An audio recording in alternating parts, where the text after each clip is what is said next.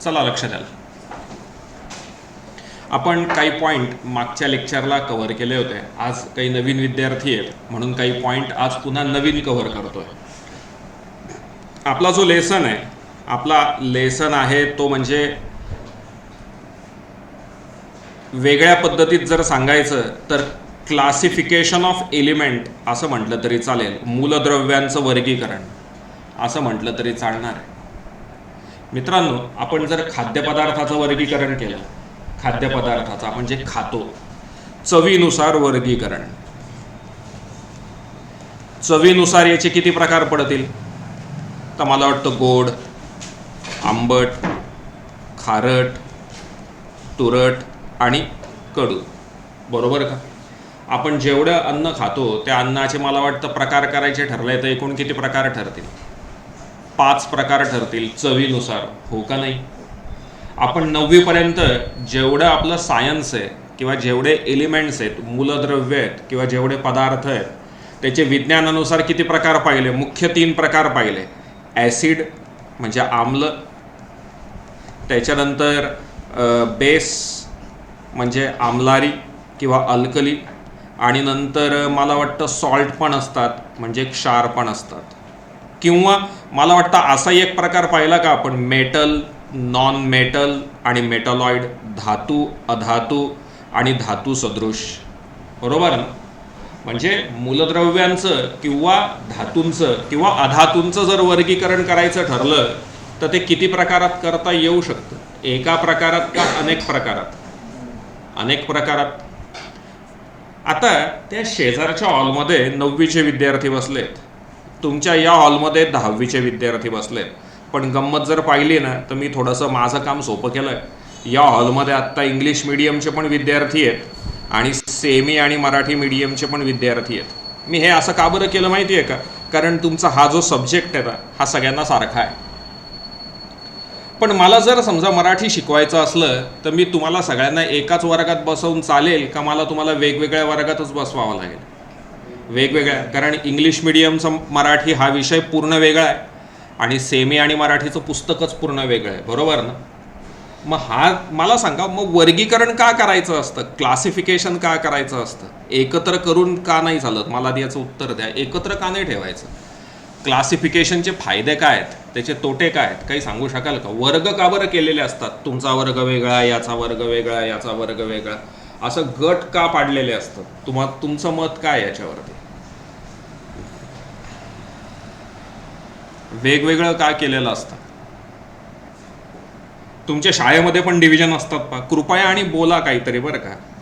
मला वाटतं डिव्हिजन ए, त्याच्यानंतर डिव्हिजन बी असतात ना, division A B C D.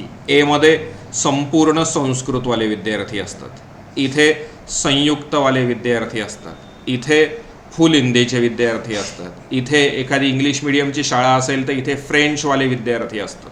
असं वेगवेगळं का बरं केलेलं असतं? एकत्र आले तर त्यांना चालू केलंय सर पाडे वगैरे, मग तुम्ही तुमच्या हिशोबाने घ्या. बाकीचं अजून 1-2 जण येणं अपेक्षित आहे. काय म्हणाला तू?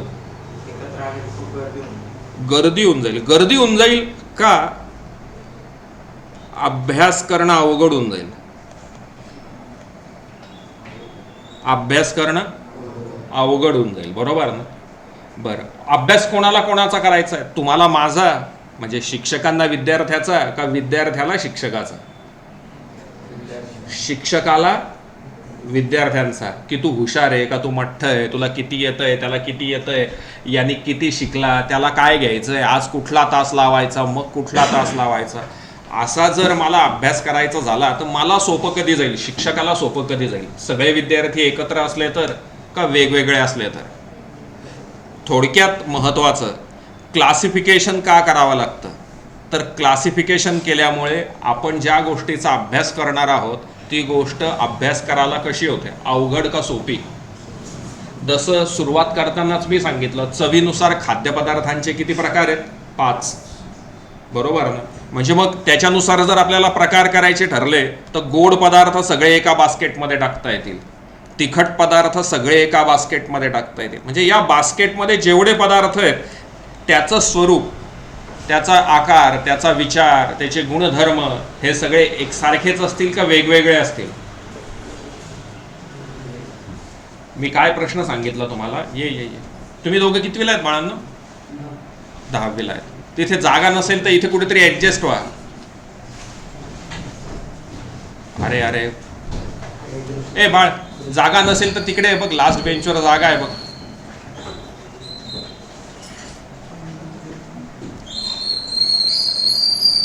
काचा लावता थोडा वेळ, ही काच ढकल बाळा.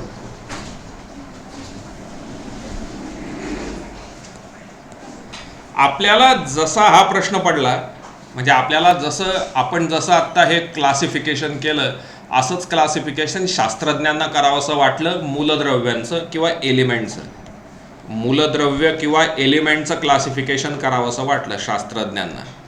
मला आधी सांगा, एलिमेंट किंवा मूलद्रव्य म्हणजे काय असतात? पाणी कशापासून बनलंय? पाण्याचं सूत्र काय? म्हणजे पाणी कशापासून बनलंय?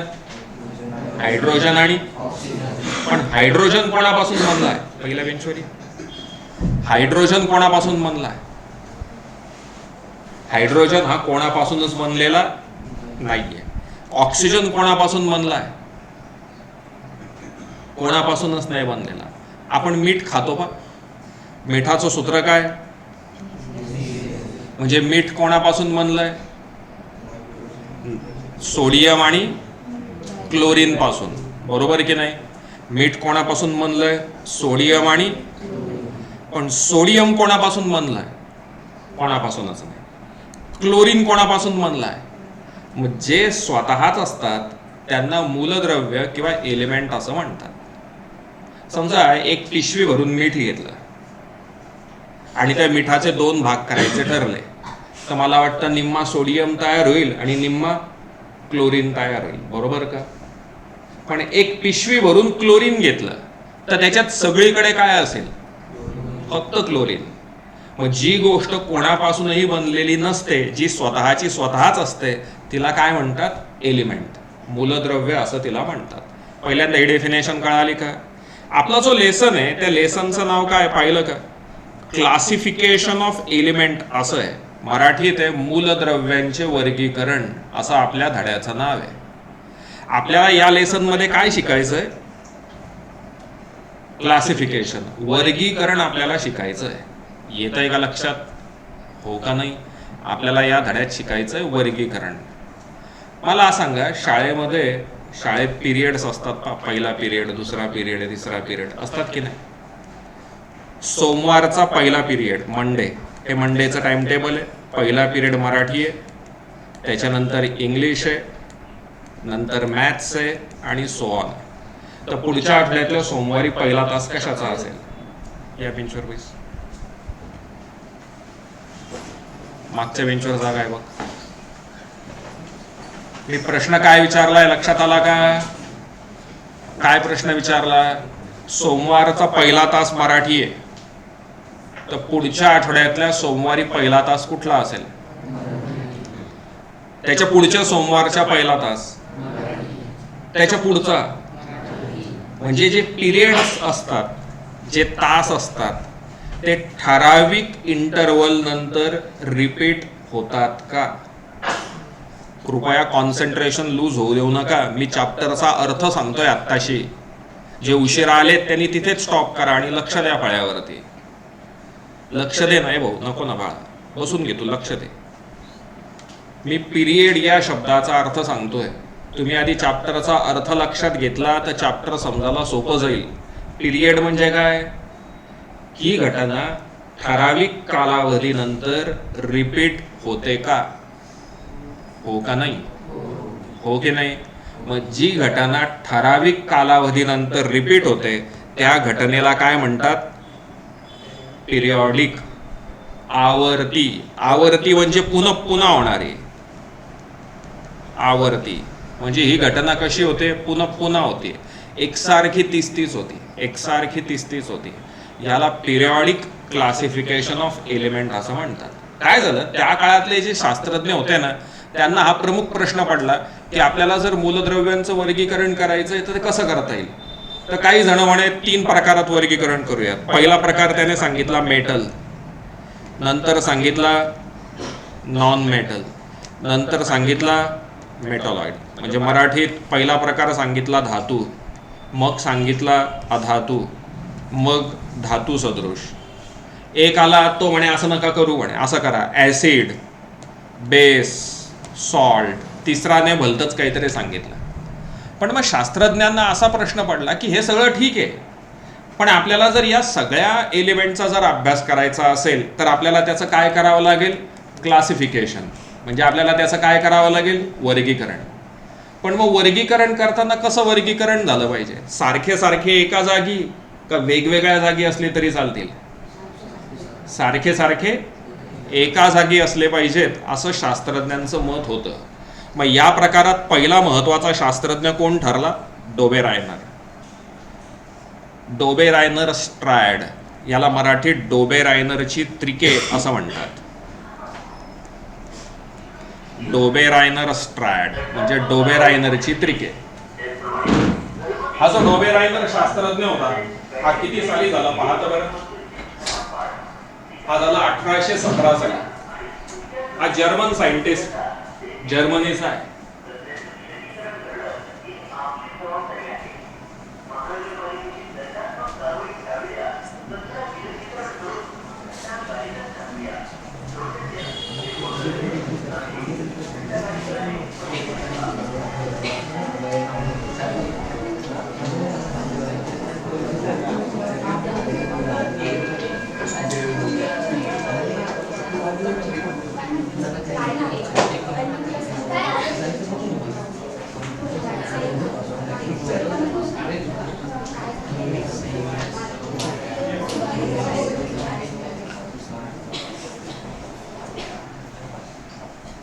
डोबेरायनरचं म्हणणं काय होतं?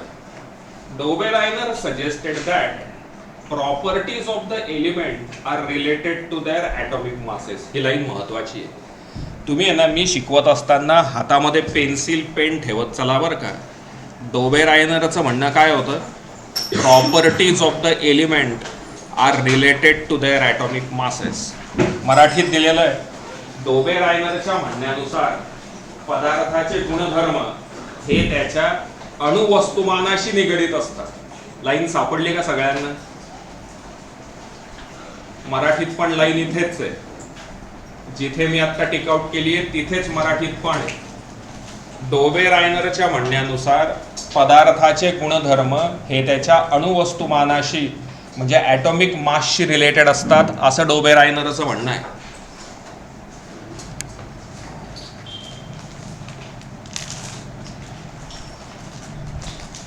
तुम्हाला या ओळीचा वेगळा अर्थ सांगू का? या हॉलमध्ये आता 10वीचे विद्यार्थी बसलेत, त्या हॉलमध्ये 9वीचे विद्यार्थी बसलेत. हे कशावरून शक्य झालं? का तुम्ही कुठल्या इयत्तेत त्याच्यावरून शक्य झालं, बरोबर ना? मग मी वाक्य असं म्हटलं तर चालेल का? विद्यार्थ्यांचे गुणधर्म हे त्यांच्या इयत्तेवर अवलंबून असतात, हो का नाही? मग डोबेरायनरने तसंच वाक्य सांगितलं. डोबेरायनर म्हणाला की मूलद्रव्यांचे गुणधर्म हे त्याच्या अणुवस्तुमानावर म्हणजे ॲटॉमिक मासवर ते अवलंबून असतात असं डोबेरायनरने सांगितलं. डोबेरायनर पुढे काय केलं त्याने? He made groups of 3 element each. त्याने कितीचे गट केले? 3चे गट केले. कसे गट होते ते?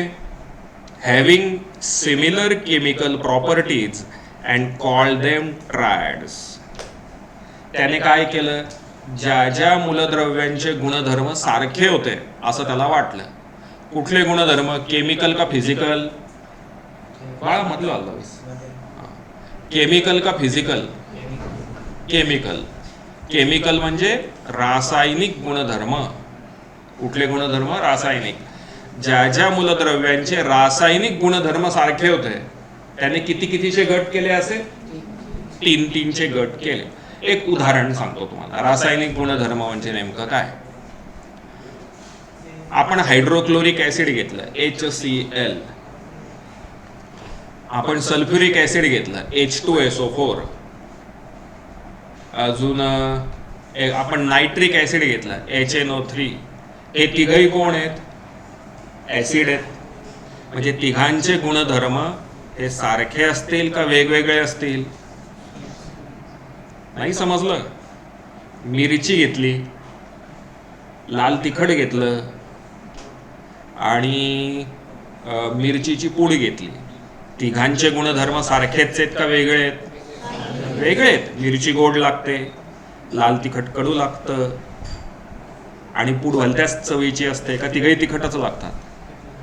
म्हणजे गुणधर्म कसे आहेत तिघांचे? मग त्याने काय केलं, असे मूलद्रव्य एकत्र केले की ज्यांचे केमिकल प्रॉपर्टी कशा होत्या? सेम होत्या. अशांचे किती कितीचे गट केले आणि म्हणून त्याला ट्रायड नाव दिलं, मराठीत त्रिके नाव दिलं. हे नाव कुठून आलं? तुम्हाला ट्राय अँगल आठवतं का? हो की नाही? ट्राय हा शब्द काय सांगतो? 3. हो की नाही? मग त्याने असे 3-3चे गट केले. पुढे त्याने काय केलं? He arranged the 3 elements in an increasing order of their atomic masses. त्याने नंतर काय केलं? एकत्र केल्यानंतर मांडणी कशी केली? चढत्या क्रमाने का उतरत्या क्रमाने? पाहत बरं पुस्तकात दिलेलं आहे. चढत्या क्रमाने का उतरत्या? Increasing order of their atomic masses. सापडलं का? इन्क्रीजिंग ऑर्डर मध्ये मांडणी केली, चढत्या क्रमाने मांडणी केली. हो का नाही? मग त्याच्या काय लक्षात आलं? सगळ्यात महत्वाचं त्याच्या काय लक्षात आलं? त्याच्या लक्षात असं आलं, atomic mass of the middle element was approximately equal to the mean of the atomic mass of the other 2 element. त्याच्या असं लक्षात आलं. म्हणजे काय लक्षात आलंय त्याच्या? पहा, atomic mass of the middle element मराठीत दिलेलं आहे, मधल्या अणूचा अणुवस्तुमानांक हा ॲप्रॉक्सिमेटली इक्वल, जवळपास सारखा आहे म्हणे. कशाच्या इतका? मीन, सरासरी इतका. कोणाची सरासरी घ्यायची? Atomic mass of the 3 other 2 element. समजा एक पहिला एलिमेंट आहे, त्याचं नाव आहे X, त्याचा ॲटॉमिक मास आहे 4. दुसरा आहे, त्याचं नाव आहे Y, त्याचा ॲटॉमिक मास आहे 5. तिसरा आहे Z, त्याचा ॲटॉमिक मास आहे 4.5. या तिघांचे केमिकल प्रॉपर्टी सारख्या आहेत. पहिल्यांदा काय करायचं? याची मांडणी कशी करायची? काय सांगितलं त्याने? नीट वाचा. त्याने त्यांना मांडलं कसं? इन्क्रीजिंग ऑर्डरमध्ये का डिक्रीजिंग ऑर्डरमध्ये? म्हणजे आधी 4, मग 4.5 आणि मग 5. त्याच्या काय लक्षात आलं? त्याच्या असं लक्षात आलं की जो मधला आहे त्याचं उत्तर हे या दोघांच्या सरासरी इतकं असतं. म्हणजे या दोघांचा कोण असतो? तो मीन असतो. म्हणजेच कोण असतो? ॲव्हरेज असतो. ॲव्हरेज कसा काढतात? दिलेल्यांची बेरीज भागिले एकूण. दिलेल्यांची बेरीज किती आहे? 9 भागिले 2. उत्तर किती आलं? 4.5. लक्षात आलं का? चला पुन्हा एकदा. मला वाटतं पुस्तकात काही उदाहरणं दिलेली आहेत पाल तिकडे खालती. काय काय एक्झाम्पल दिली आहेत चेक करता का? मला वाटतं एक एक्झाम्पल आहे, पा इथे दिलेलं आहे. आपण हेच घेऊयात आधी.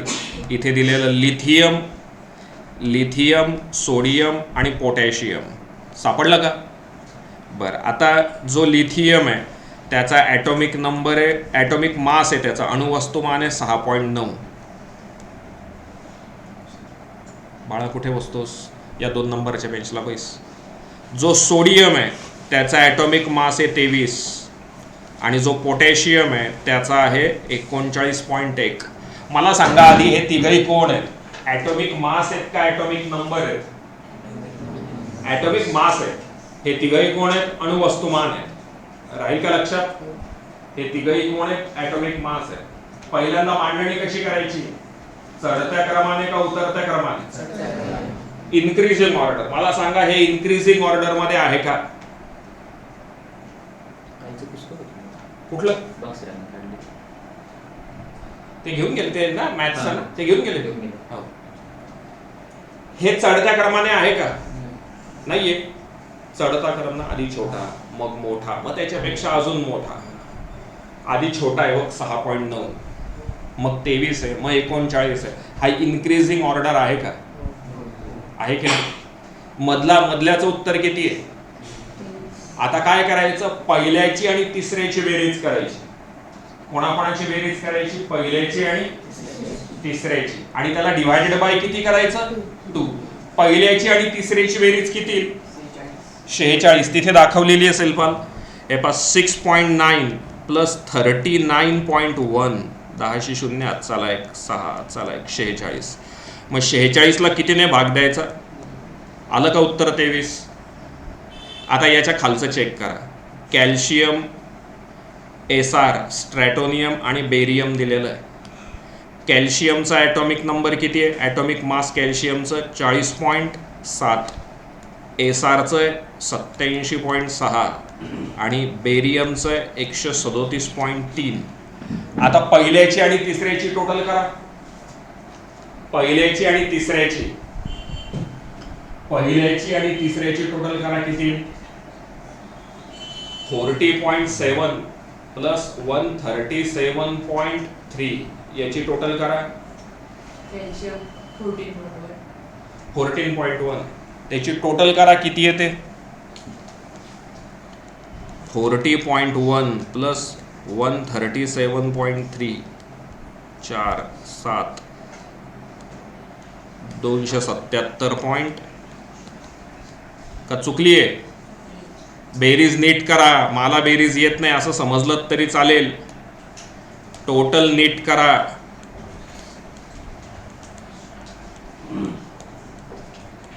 टोटल नीट करा. बरोबर का? आता याला डिवायडेड बाय किती करायचंय? 2. 2 16 परत 2 16 2 14. उत्तर किती आलं? 88 पॉइंट. पण हे किती आहे? 87 पॉइंट. म्हणजे जवळपास उत्तर मॅच आहे का मॅच नाहीये? मॅच आहे. जवळपास म्हणजेच काय? अप्रॉक्सिमेटली. कळलं का? जवळपास म्हणजेच काय? अप्रॉक्सिमेटली. कळालं का अप्रॉक्सिमेटलीचा अर्थ काय? हो का नाही? डोबेरायनरने काय केलं, त्याच्या काळात जेवढे एलिमेंट माहिती होते त्यांनी आधी त्याच्या केमिकल प्रॉपर्टीचा अभ्यास केला, म्हणजे रासायनिक गुणधर्मांचा अभ्यास केला. ज्यांच्या केमिकल प्रॉपर्टी सारख्या आहेत अशांचे त्याने 3-3चे गट पाडले. ज्यांच्या केमिकल प्रॉपर्टी सारख्या आहेत अशांचे कितीचे गट पाडले? 3-3चे. 3-3चे गट पाडल्यानंतर ॲटॉमिक मास नुसार म्हणजे अणुवस्तुमानानुसार चढत्या क्रमाने मांडणी केली. आधी छोटा मग मोठा आणि मग मोठा. तर त्याच्या असं लक्षात आलं की जो मधला असतो ना, मधला, त्याचा ॲटॉमिक मास हा इतर दोघांच्या मीन इतका असतो. पुस्तकातल्या भाषेतला शब्द कुठला वापरायचा आहे? मीन. मराठीत सरासरी शब्द आलेला आहे, तिथे ॲव्हरेज शब्द वापरू नका. पण उत्तर एक्झॅक्टली मॅच होतं का अप्रॉक्सिमेटली मॅच होतं? अप्रॉक्सिमेटली मॅच होतं. मित्रांनो, सायन्स मधले लॉ कसे असतात? फिक्स असतात का कधी बदलले तरी चालतात? फिक्स असतात ना. मग त्या काळामध्ये डोबेरायनरने जे उत्तर शोधलं ना ते जवळपास फिक्स होतं. पण नंतरच्या कालावधीमध्ये त्याचा हा नियम लागू झाला नाही आणि म्हणून याची पद्धत मागे पडली. काय दिलंय पाल पुढे?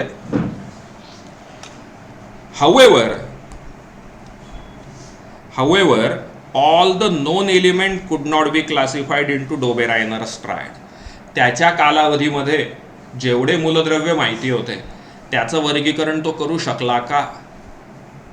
काय वाक्यरचना आहे वाचा? तो करू शकला का? हो का नाही? तो करू शकला नाही आणि म्हणून त्याची ही पद्धत मागे पडली. पण या भाऊने पहिला चांगला प्रयत्न केला. त्याच्या म्हणण्यानुसार प्रॉपर्टी ऑफ द एलिमेंट, मूलद्रव्याचे गुणधर्म हे कशाच्यामुळे ठरतात? त्याच्या कशाच्यामुळे ठरतात? ॲटॉमिक मासमुळे. म्हणजे अणुवस्तुमानामुळे ठरतात असं त्याचं मत होतं. इथपर्यंत समजलंय. हा पहिला एक शास्त्रज्ञ होता की ज्याने क्लासिफिकेशन ऑफ द एलिमेंट करण्याचा प्रयत्न केला. कन्सेप्ट समजली आहे. परीक्षेला शॉर्ट नोट विचारतात, व्हॉट इज डोबेरायनर ट्रायड. काय काय पॉईंट लक्षात ठेवाल डोबेरायनर ट्रायडमध्ये? पहिला पॉईंट लक्षात ठेवायचा आहे,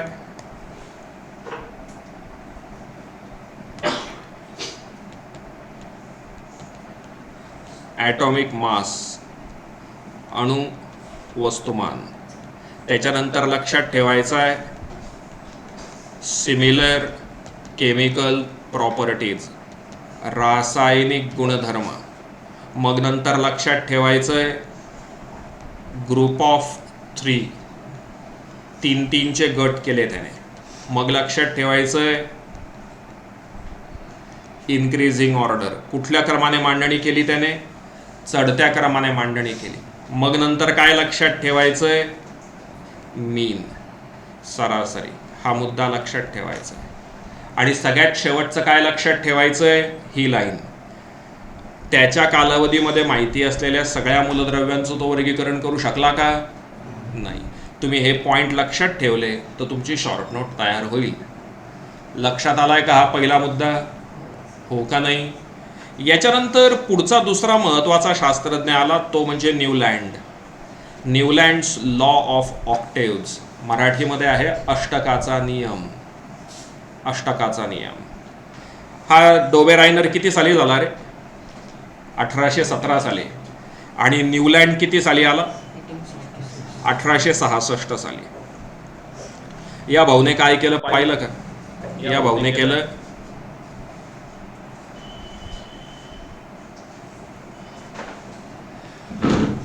डोबेरायनरने पहिल्यांदा काय केलं? ज्यांचे गुणधर्म सारखे आहेत त्यांचे गट पाडले आणि मग मांडणी केली.